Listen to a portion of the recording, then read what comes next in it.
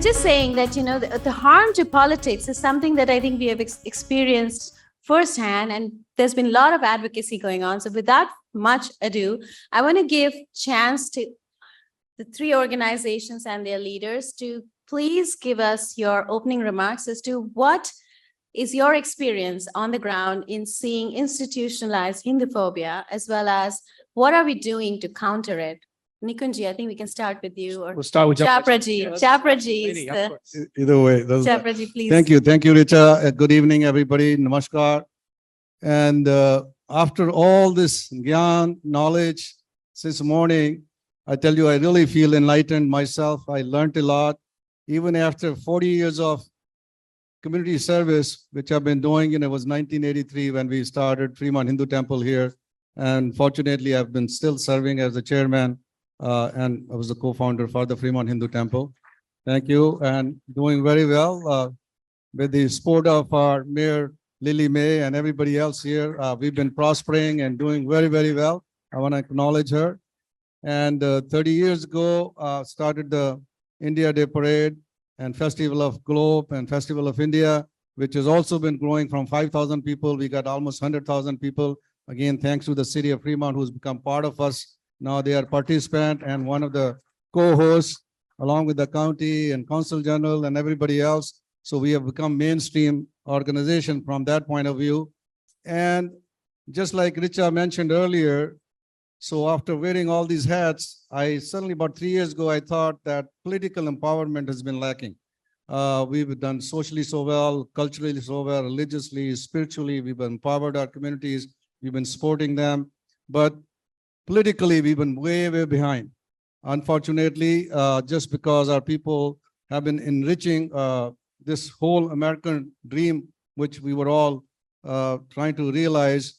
After realizing that, we have done very, very well in corporate field, even Google, Adobe, Microsoft, all the CEOs and the corporate world, everywhere our people are heading, and in science, in medicine, IT industry, engineers, we have the best of them, and we've been contributing a lot, but politically we have not been able to contribute. And the results is right in front of us. Just because we've not been engaged, we've not been involved, we've been put under the bus. This Hinduphobia, which I'm sure Nikunj is an expert, he's going to talk a lot about it. There are different forms of Hinduphobia, and one of them, this caste, as a discriminating factor they're thrusting upon us is one of them, and there's a lot more. So we thought Americans for Hindus, being as a super PAC, totally politically oriented, let's put this organization together so that many of you can participate, and some of the parents who are here, who have been telling their children become a doctor, an IT engineer, a computer scientist, or even a businessman. Now we want them to tell them to get politically engaged, tell their children to get appointed by people like Mayor over here, to civic service, public service, get into public affairs. All our temples, organizations, everybody should have something to do with public policy so that they can influence it. And also, we want our children to get involved into political arena. They have to contribute in this field as well.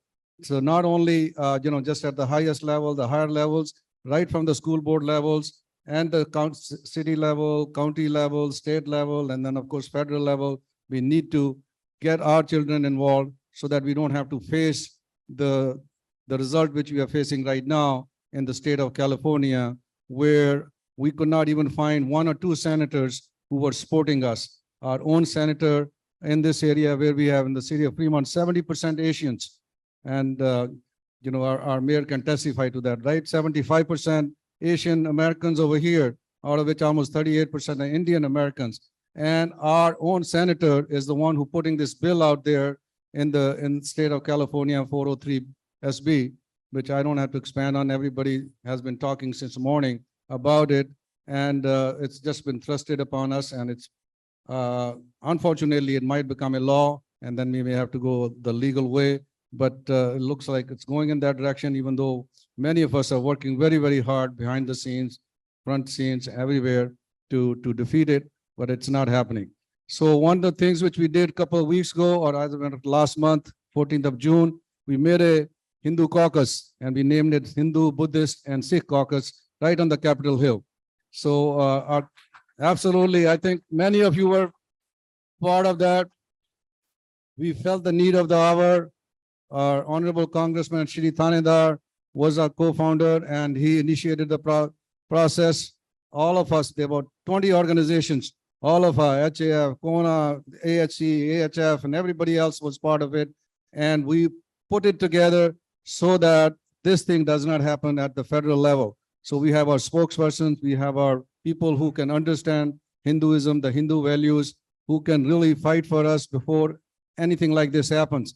Today's Asha Wahab, who's putting it right here, could be Lan Omar or Shida Talib or anybody else, try to put it right there in the Congress as well. Well, we want people who can fight for us, who understand who we are, what we are, where we come from, what our dharma is. And those are the things which we're trying to educate. And Kona is doing a wonderful job, HAF and many other organizations. I want to commend them, and we want to work with them as a political organization. We want to make sure we support them. So, and all these legislators, whether they're local, state level, or at the federal level, they need to be supported. Only then we'll develop those relationships at every level, right from voting for them or campaigning for them, funding them, and later on have a relationship with them, with their staff, with themselves. I can go on and on, but I think in the interest of time, I want to say that Americans for Hindus is your organization. You are part of it. Please become part of it, either volunteer or either by financing it or one way or the other, become part of it so that we can support all our nonprofit organizations, the advocacy groups, and all these other conferences like this. We can continue to support this down the line. And in the long run, we want to be the victors. We may just lose a few battles here and there, but in the long run, with the knowledge like this, what we gained over here, we can definitely dissolve the caste consciousness. Thank you.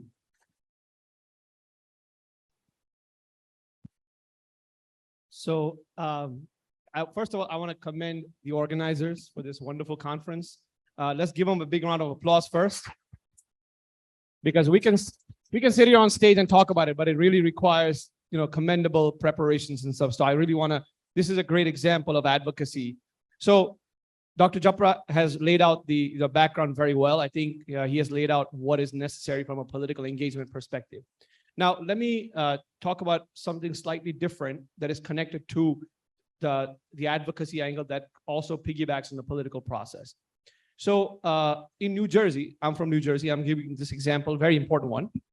In New Jersey, last year, there was an India Day parade. Some of you may have read this in the news. The India Day parade, different people who are participating in things like that. And apparently there was a bulldozer that displayed Modi ji and Yogi Adityanath ji's pictures, things like that. So, of course, organizations that have an axe to grind with our community decided to make that an anti-Muslim symbol. Now, they forget about the politics, the Indian politics, things like that. We can discuss that at a separate point. But they went so far in to say not only is this an anti-Muslim symbol, is actually, they called for an FBI investigation. Let me repeat, an FBI investigation into Hindu organizations without any iota of proof that any Hindu organization was involved in that parade. It just happened to be that HSS, Hindu Service, had a float before that bulldozer. But the narrative essentially was twisted so badly that all of a sudden you had all these congressional members. You're talking about from the senators to congressmen to the local assembly members, basically saying that this is Islamophobic. Now, the problem is you can debate the controversial situations, etc. But to wholesale take an entire community and say this community, the reputable organizations in this community need to go under federal investigation, that is Hindu phobia at its peak. So the community got a shock in New Jersey. And luckily, what we decided to do is we fought back. So a bunch of organizations came together and started to educate lawmakers very quickly.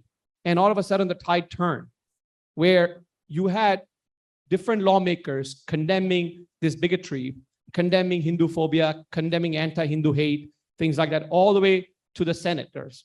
So the state senators. So that is the power of advocacy. Remember, folks, we if I have to explain what advocacy is, it's just very simple. It is you go and represent yourself. Nobody else should be representing you. You advocate for whatever it is. In this case, we're advocating for the Hindu community. It could be for women's rights or whatever the case is. So 3 years ago, when we started Kona, the objective was to create a grassroots level movement. So many people don't know what grassroots is, so I've explained to you. If you think about a political, presidential election or something like that, there are people who go from, houses to houses. They create booths, they create all these phone campaigns, phone banks to talk about the president, the candidate. They don't know everything about the candidate, by the way. They don't need to know.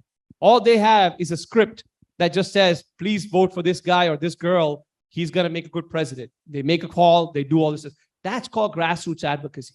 So our focus really is to create that amongst every single person here and beyond.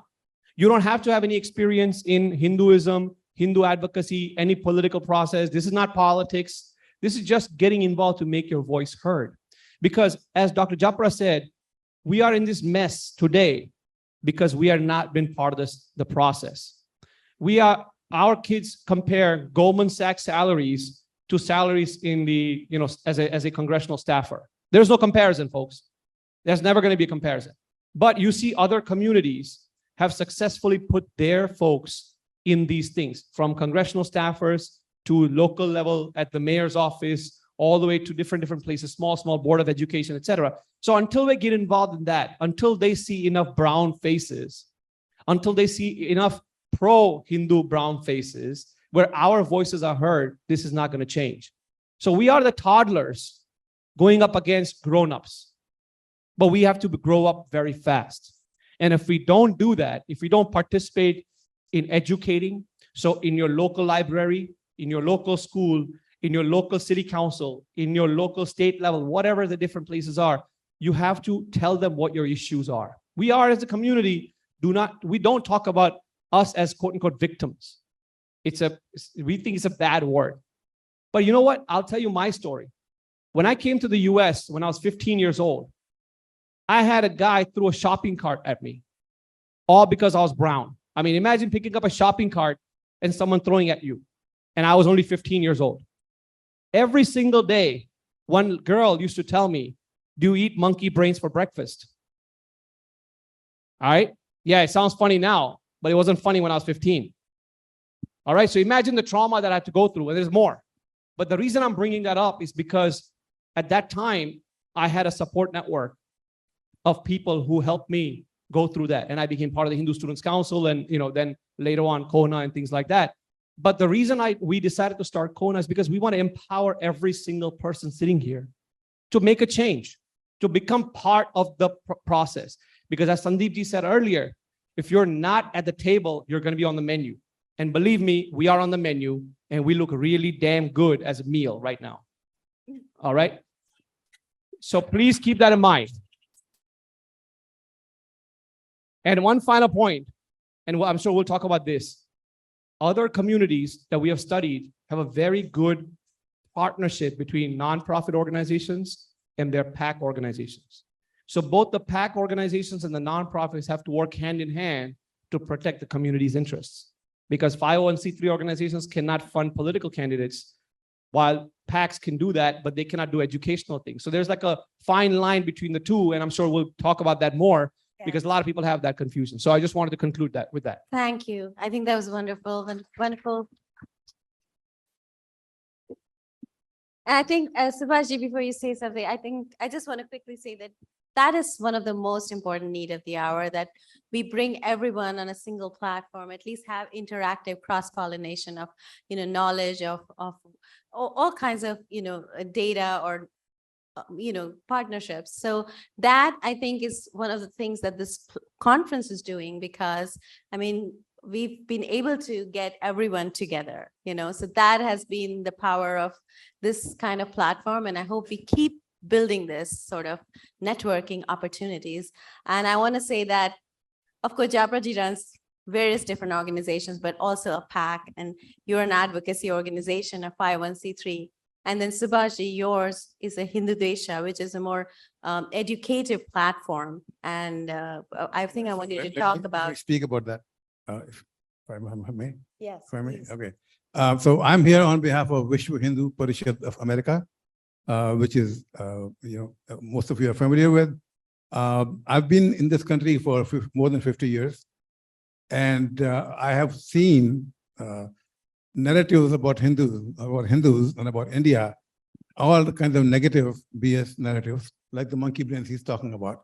Like people, one guy, when I first came here, they asked me, do your ancestors still live in trees? And I said, yes, they live in trees, but we have elevators to go up to the treehouse. So I've seen that. And every time I would talk to my friends about this, they would say, no, Hindus are doing just fine. I have a big house, so my son is going to this school, and then they have this job and everything. They're talking about salaries, and being doctors make more money than engineers. And they would completely minimize this issue of identity being trashed in the information war. The information war is going on for 300 years now. And so one of the things I hope that the people can take as a motivation to participate at the grassroots level or at a pack level is that you are in the middle of an information war. And you cannot win a war unless you fight back. And you need strategy to win a war. You need resources to win a war. So you need money. So there should be some kind of a legal defense fund or something set up, hopefully, as maybe part of this, to deal with this thing. So my point is, you have to realize you're in the middle of a war from the Western culture that started in 1700 or 1600.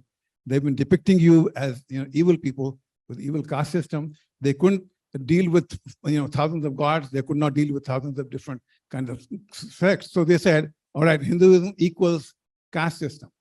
And they created that bugaboo, created that surrogate. And that surrogate is being attacked left and right all around you. So just be aware that the vote for SB 403, despite all our protests, was unanimous in the Senate, was almost unanimous in the Assembly. No politician in California has the courage to stand up against this bill that we are so desperately against. Why is that? So please ask yourself, and I think the reason is that the information warfare that has been going on, we have not been playing in it. We've not been defending ourselves. People are calling us names in the textbooks. Evangelicals are writing our textbooks about Hinduism. We are doing nothing about it. We are not telling our kids, when you go to school, they will tell you, nonsense about your religion. Don't believe it. Come back and talk to us. We're not doing any of those things. Like in the Black community, they tell their kids, the boys, if the police catches you, don't fight with them. Don't argue. Be nice to them. We don't say any message like that. So we need to tell our kids, hey, this society is creating a toxic atmosphere about your culture, about your religion. Prepare them before they get to school. And I think that's very important. So towards that goal, what we've been doing at VHPA is there's a website called hindudvesh.org, and it has a number of articles. So we have 250 articles right now. We're writing a lot of articles already. I have written on most of the caste. I'm the principal writer on the caste subject.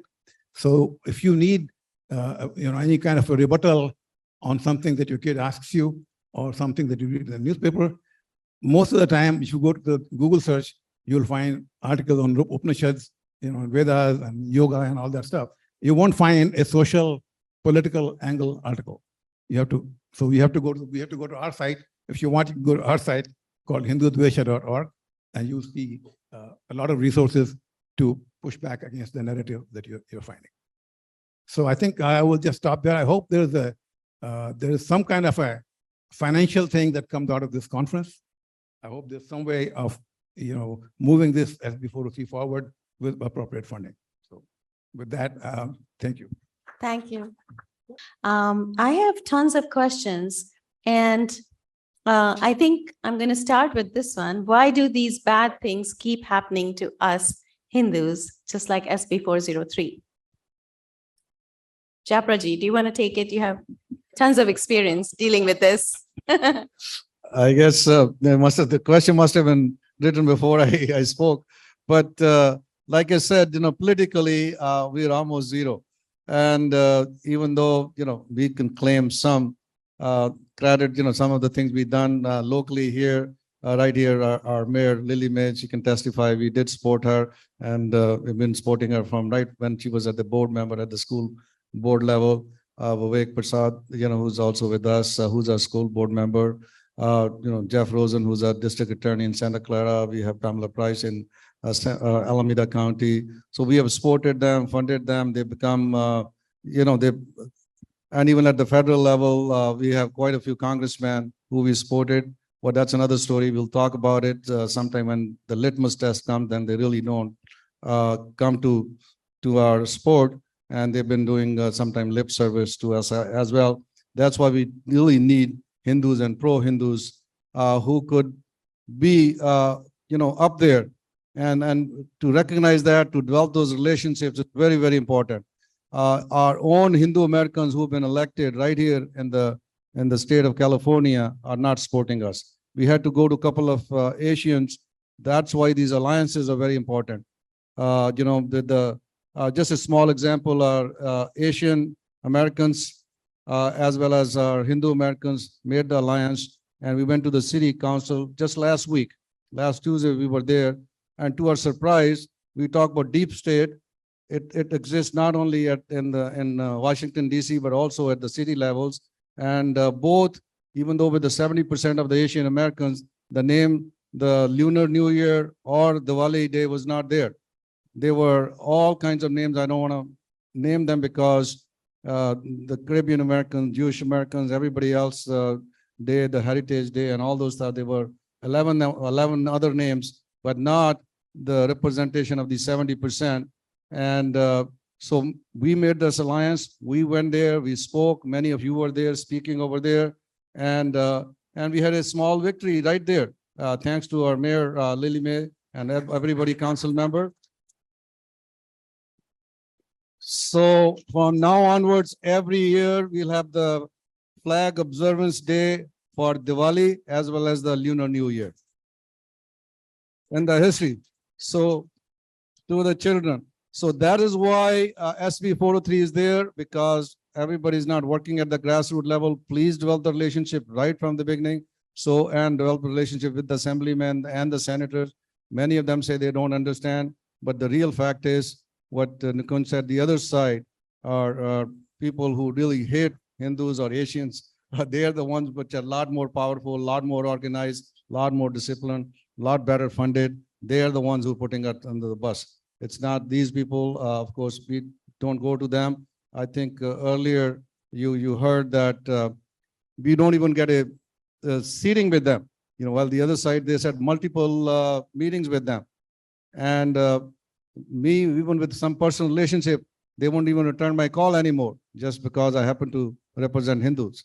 So it's just amazing how tables turn around. So we have to have deeper relationships with these people, right from the beginning, even before they start getting there. And if they're not Hindus or pro-Hindus, we have to work against them. Our people right here in our area, the senator, more than half the people were still supporting them, to my surprise. And some of them, just sitting over here, I can recognize their faces. Well, that's how we really get divided and really get thrown under the bus. So that's the reason. Let's unite together, and work towards the real cause. But Pandit Sharma ji over here is telling us about Hinduism, our values and our philosophy, and where we have to go. Thank you.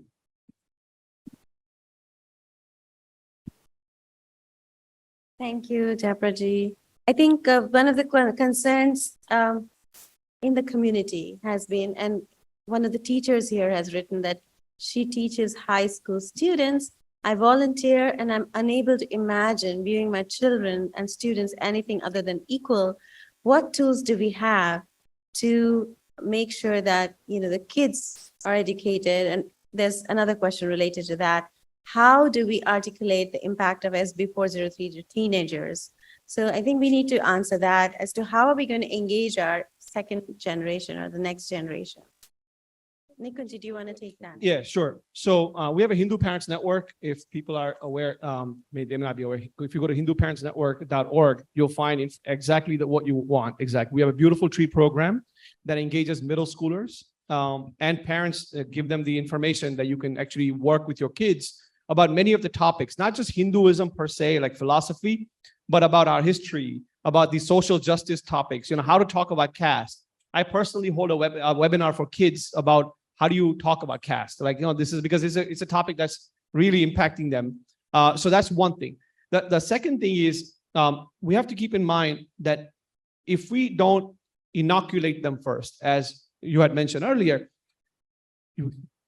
Jewish people talk about the Holocaust to kids who are very young because they know the impact, and anti-Semitism both.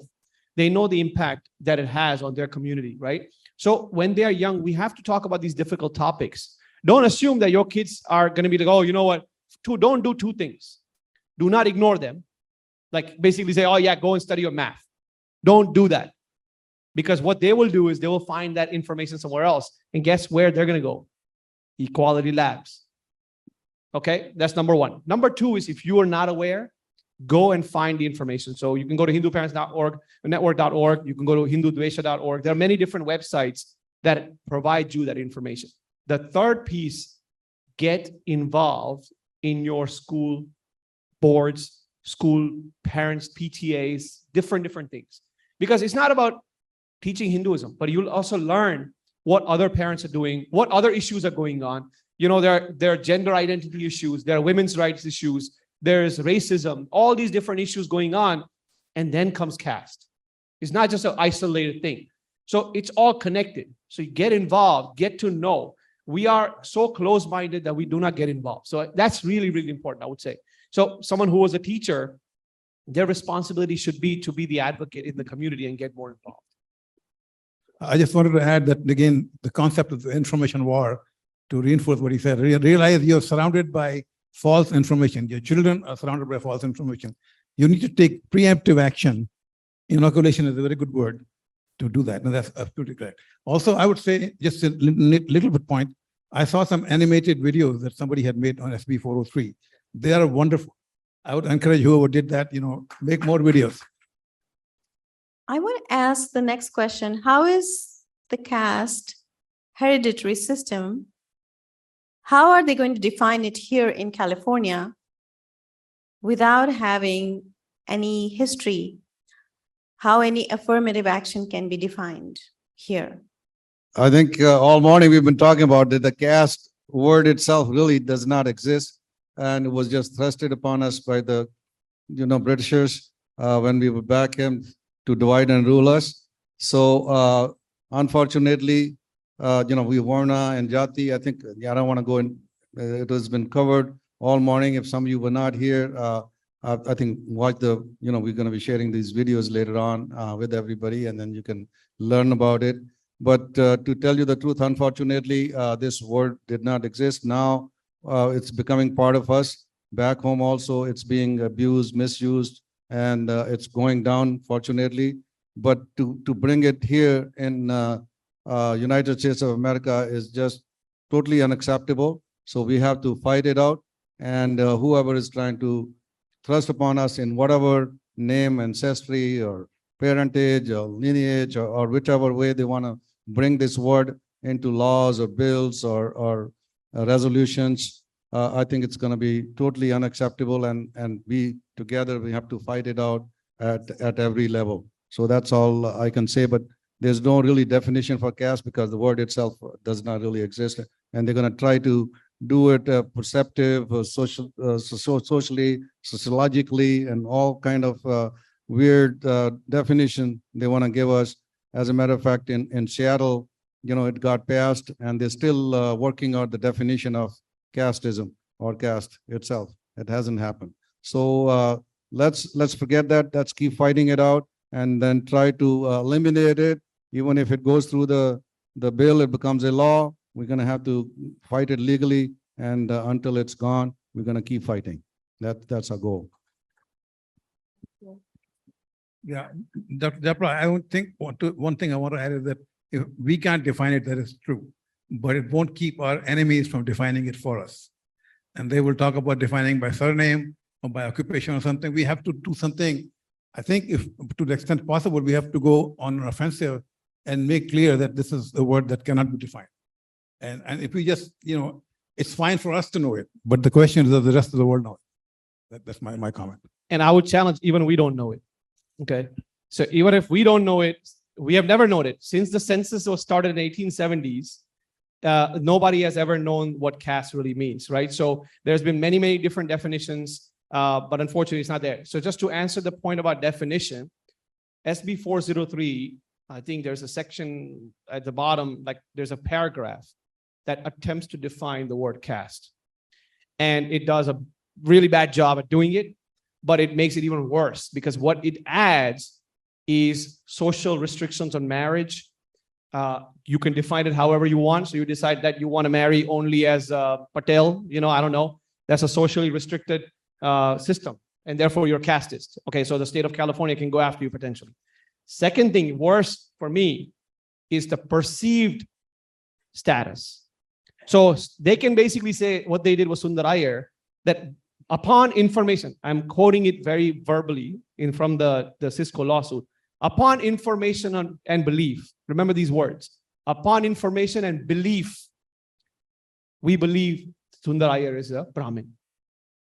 So they can create a belief about you just because of your last name. The funny part is that last names, dietary habits are so different amongst different groups that they can't define it, but they can use state power to go after you because of what they perceive. So somebody can basically say, you know what, I read this dictionary and caste is defined like this. I'm going to go after this person. It doesn't have to be anything philosophical. They have a bone to pick with someone. They're going to come after you. So this is the problem. It's the perceived status and the socially enforced restrictions of marriage. These types of definitions that have been inserted in SB 403. That's why it's a problem, folks. Even though it is part of that ancestry definition now versus like the main category. And no. There's a section still existing in SB 403 that talks about the perceived status and the social restrictions and so on and so forth. So don't assume that it's just one word that's sitting there. It's dangerous. It's still lethal and toxic. So they're attempting very desperately to define something so that they can pass it. That's so true. And this is what a totalitarian state looks like, isn't it? When did 1964 Civil Rights Act become the 1984 Orwellian reality of California? This is actually that dangerous. And I think so far we've only seen that the judiciary has acted in a democratic manner and worked to defeat some of these kind of laws which have been passed under the garb of social justice. I may want to ask all three of you to give your closing remarks, because I think a lot of the questions here have been covered now. So maybe how to stop the bill, what can we do, how can we participate, those kind of questions, just in 2 minutes each. Start from you first. Okay, well, thank you. So I think I just want to reinforce the 2 points that I made. One is that you have to understand you're in information war. And specifically, I would urge you, all of you, if you want to get a definition of the caste issues that we've been facing. I worked quite hard on it for the last couple of years. I've written several papers on it on the hindudvesh.org website. There are many other things, but we were trying to provide a social, political understanding as opposed to a Veda or Upanishad understanding. So there's a lot of sources, so please go and read that. And the other thing is, I still personally feel that there is not enough unity of purpose, not enough unity of funding in our community. We have hundreds of organizations, maybe thousands across the country. If you're a politician running for office, you don't have to go to this meeting and that meeting and that meeting and that meeting to cover the Indian Americans. So in my wildest dreams, if it ever was possible for Indians to unite, funding-wise and purpose-wise, that would be awesome. So I'll just leave you with that. Thank you, Japraji. Before I call upon you, Japraji, I want to acknowledge Lily May, Mayor of Fremont. I'd like to call upon you to please say a few words to our community. And thank you so much for helping us pass the Hinduphobia resolution. I think it gives the community a voice. So maybe a few words from you.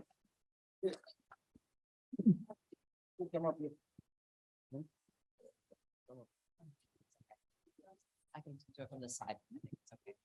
No. So I just wanted to say Good afternoon, and thank you for coming to have this conversation. One of the things I feel is very important, and I feel honored to have a city where we welcome diversity and we respect the right for people to be able to live, work, and worship safely.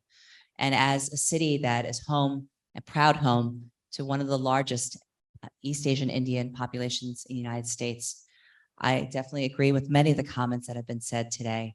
It's important for us, having been a parent and being a longtime community member, to allow the space for us to be represented.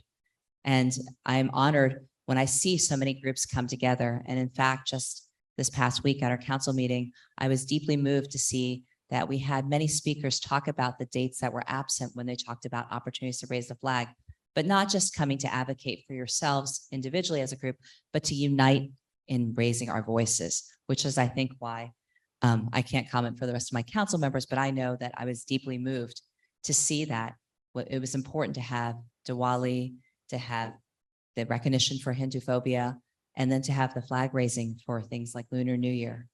I think far too often, sometimes there are many people who run to be something, to be in office, but it's more important that we run to do something and that we work together and united in that. And so thank you for taking this time, for calling out the awareness, and for allowing us to be able to raise our voices together. I will pledge that I believe that everyone deserves to be safe, to be heard. And at times when we've had comments, and we've had people come to our council meetings, and I always welcome people to do that.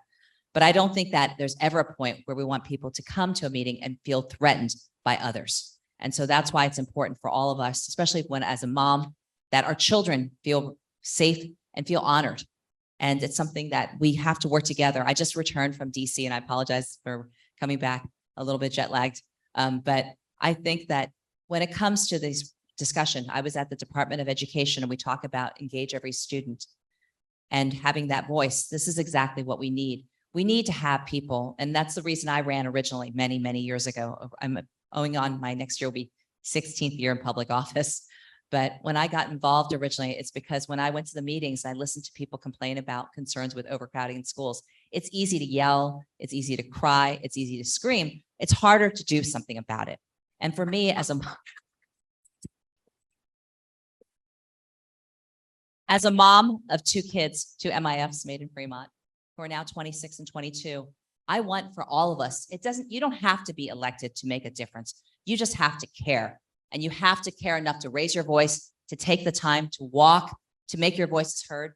And I will tell you, that's one of the things when I was there still, I wanted to make sure I visited my legislators and to be able to hear, because when you read about anything, whether it's in a presentation or report, it's flat, it's a presentation. But when you hear the voices of the people who are most directly affected, whether it's our children's, our aunties, our uncles, our nonprofit organizations, and all of you, the people who are here in our city, that is what makes the difference. That is what makes how we determine our decisions, the choices that we make, because we're here to serve you and we're here as public servants. So I'm honored that you've chosen to have this event here in Fremont. And I look forward to being your partner as we continue to march forward and to build a better future, a safer future, a kinder future for all of our community. Thank you, Lily. I'm going to ask Japraji to make his closing comments, and then we'll have Rishi Kumarji, if he's in the audience, to please. Yes, so maybe Japraji, you speak, and then we can have him All right. give his comments too. Yes. Thank you. Thank you. My last message to everyone here is that after listening to Gita Updesh by Krishnaji, for everybody here, let's all become Arjunas. Let's become warriors. Let's get politically empowered. All right. So that's, we need to have an action plan, do some action. Each one of you need to get involved, get engaged in this movement. Only then we can be the victor. Only then we can be the victors. Then we can really not only help ourselves, our community, but the community at large. Vasudeva Kutumbakam, the whole world is a family. Loka Samasta Sukhno Bhavantu. We want everybody to be prosperous, happy, healthy, and then of course we can have a beautiful world to live with, and we'll all feel good, feel gratified. So that's the last message. So let's get involved.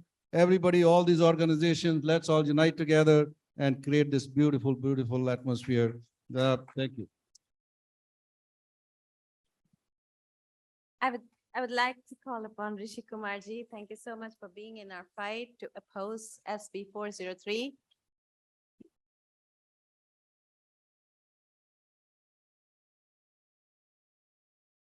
Namaste, everyone. It's my honor to be here. And once again, a big round of applause to Lily May, Mayor Lily May, for taking a stance. Taking a stance. And taking a stance is the hardest part in politics. And we can see many of our Indian American leaders who are not taking a stance. And so all the more respect to Lily.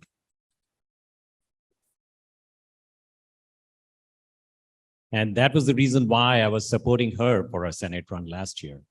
And we wish she had won, right? And that's all the reason why each of us need to rally behind the right kind of leaders. And Lily May definitely has that capability and credibility, and we can clearly see that.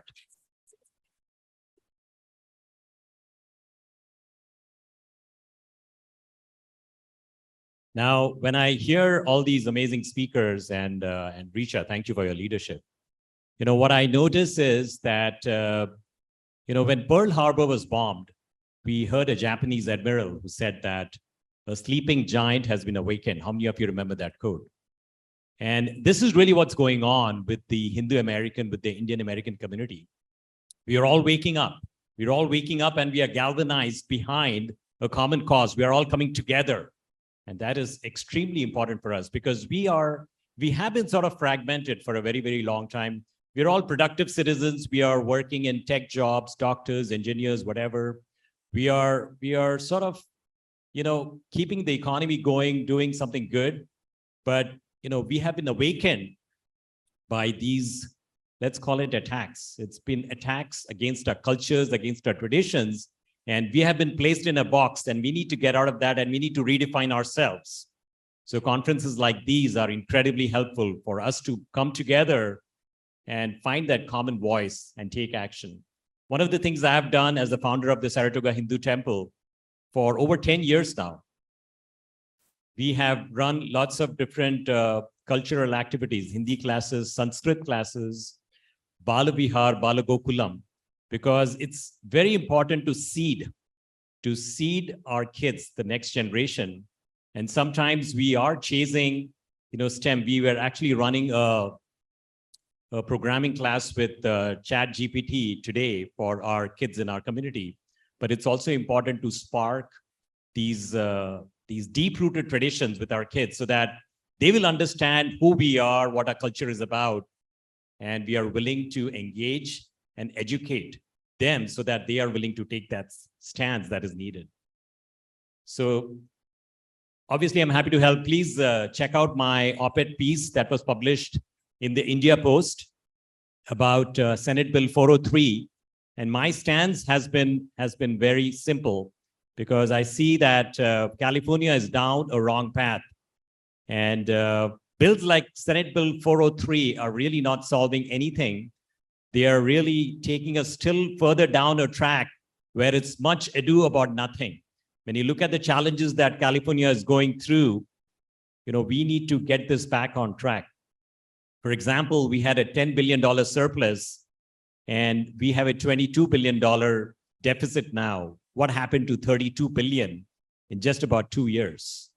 And I'm super happy about affirmative action because my stance on affirmative action was, it's not right. I was against SCA 5 many years back. I was against ACA 5. And we cannot keep redoing some of these things and bringing it back to the fore, really not addressing anything. It's time to take charge, each of us. It behooves each of us to get our kids going, but also, more importantly, we heard that briefly, get involved, run for office, because that's a very powerful platform. This is the reason why I ended up running for office. And I would love to have each of you think about taking charge, getting involved with issues, running for office, and this is how we can collectively make a difference. Thank you so much. Thank you. I think just a couple of days ago, after we did the Havan, I think, we just heard about the BAPS case also, that there were two legal cases, the Cisco case, which has been dismissed without any charges now. And then now the BAPS case has been found to have some sort of fishy stuff going on there. I know that you spoke about that. I think this is an important time to find out as to that survey by Quality Labs has also been found to be debunked many times. So all these three now looks like the emperor has no clothes. There is really no standing for the caste. So how long can this emperor be cloaked in this social justice cloak?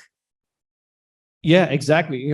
The emperor will go on naked until the social justice warrior keeps saying you have the clothes on. So this is going to continue on. No matter how much I tell this to people, I give a very simple example of the Kurukshetra story. The war did not just happen in vacuum, right?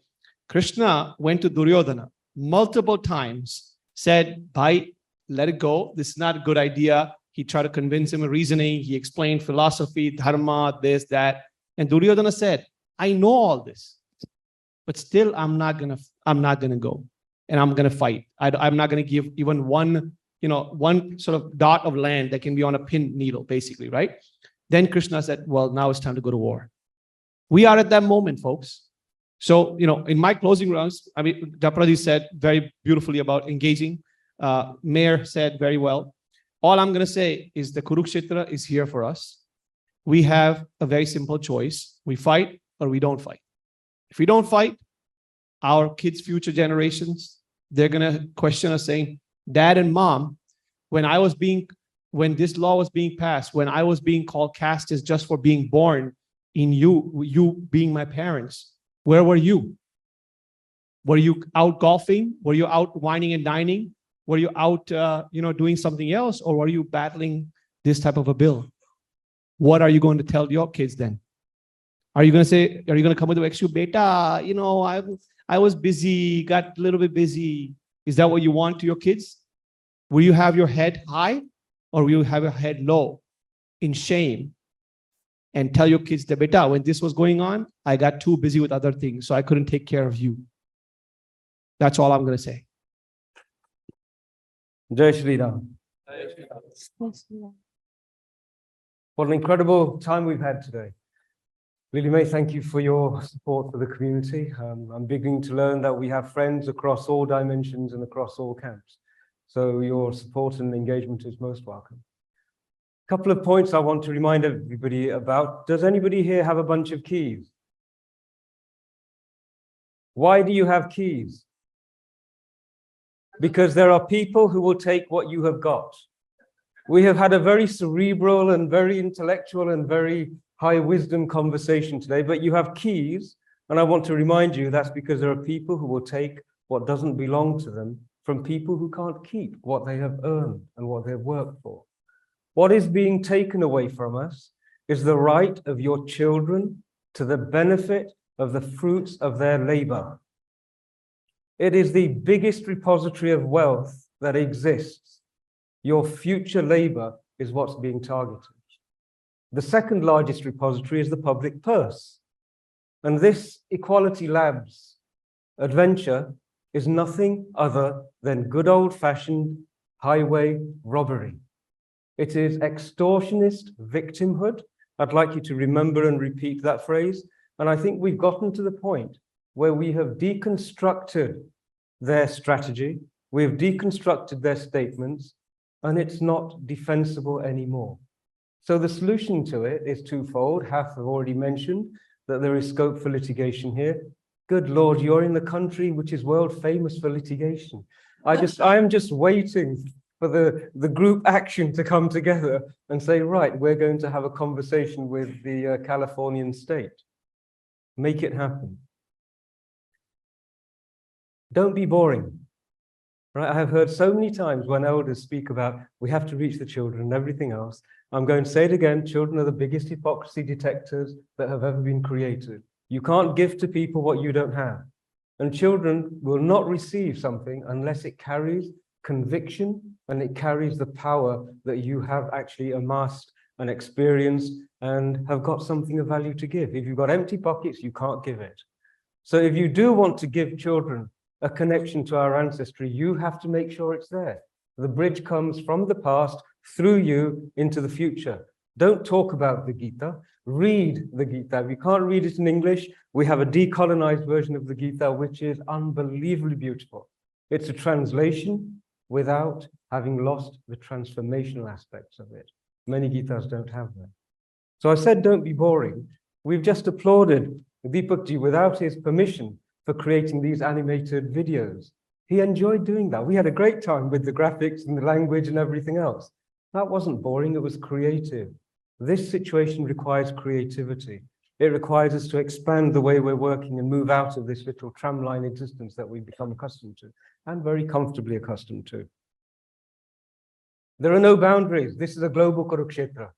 I've been to Malaysia, I've spoken in India, I've spoken in many parts of the world, and this issue is happening everywhere. Underneath it is the old battle between believers and seekers. Seekers want the freedom to be able to seek what the mysteries of life is what it's all about. Believers want to imprison those who want to seek. It's not something that's new. It's the same old principle. Ayn Rand put it really well, if I can invoke Ayn Rand here in California. She said, there are looters and there are creators. We're creators. We're seeing creation on a dharmic level in India. And there are people who want the keys to that treasury as well. You have to get with the, what's the expression? You have to get with the program. That's what you guys say, isn't it? So there are no boundaries. Everything that we're saying is being streamed. Some of it's being recorded. We had somebody from Australia, diametrically on the other side of the world, almost, saying that they were watching this. So there are no boundaries. There are no boundaries to the harm that this will do. And there are no boundaries to the places where you will get support if you step forward and engage with this issue. It's a very, very human issue. The last thing, we have started this conversation on Varnas. And Varnas, from our perspective, are an intrinsic part of being a human being. They're four powers in society. And all four have to function together. So there is the power of the wise, there is the power of the courageous, there is the power of those who have wealth, and then there is the power of the general masses who work together to keep society functioning.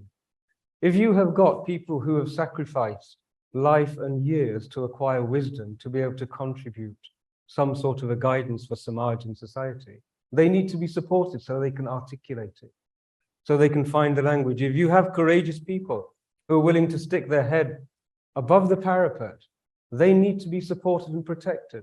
If they have your conscious support, that's their protection. When there's only one person sticking their neck out, they're very vulnerable. But when that one person sticks their neck out and speaks, surrounded by 100, 200, 1,000 other people, they are strengthened. And the last is that we have physical bodies and everybody has a stomach. Everybody has a home and everybody has a family. Those who create wealth, in our tradition, those who receive wealth by virtue of the blessings of Devi, their obligation is to use that wealth to support the rest of the three Varnas so they can contribute. Because we're a community that have been taken to pieces and thrown across the globe, the way in which those powers have functioned has become a little dysfunctional.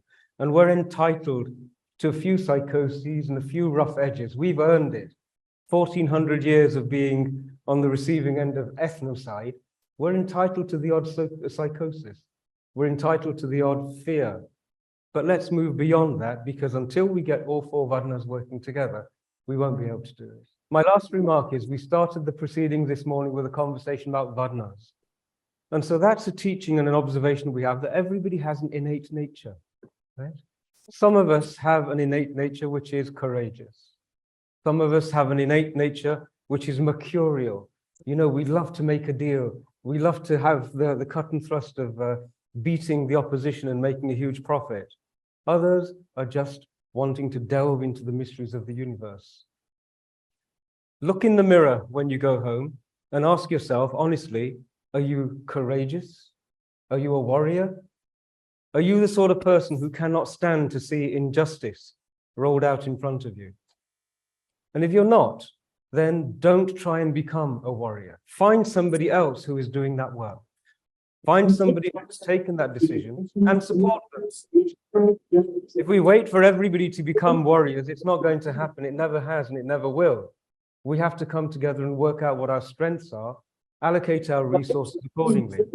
And you have in front of you people who have taken that courageous decision and are exposed and are vulnerable. Decide what your contribution to this Dharmyud is and support people who are doing this. So in terms of what are you going to do, look at what you can do. Be realistic about it. There is no harm in not being the courageous warrior. There is a great deal of pride in being able to feed the army. There's a great deal of pride in being able to guide the army. And there's a great deal of pride in just showing up and doing what you can to support people. That's how the Varnas have always worked. Sangathan mein Shakti hai is true, it has its place, but find those people who are willing to take a risk for you and support them. They're here, they need your support, they're doing what they're doing to the best of their capability. We could turn this around within 12 months. Within 12 months, this could have been obliterated. It took us 8 years in the UK, but we managed to do something like this. So you too can do this.